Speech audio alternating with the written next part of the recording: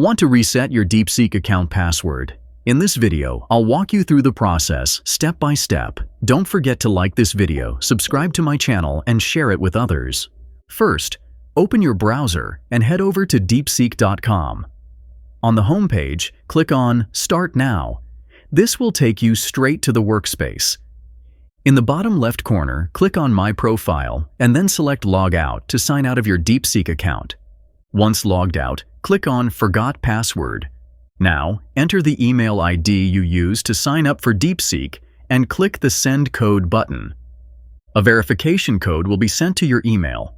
Open your email in a new tab, copy the code you received from DeepSeek, and paste it in the box below your email ID. Click Continue to move ahead. You'll now see two fields to enter your new password. Type your new password in both fields to confirm, then click on the Reset Password button. That's it.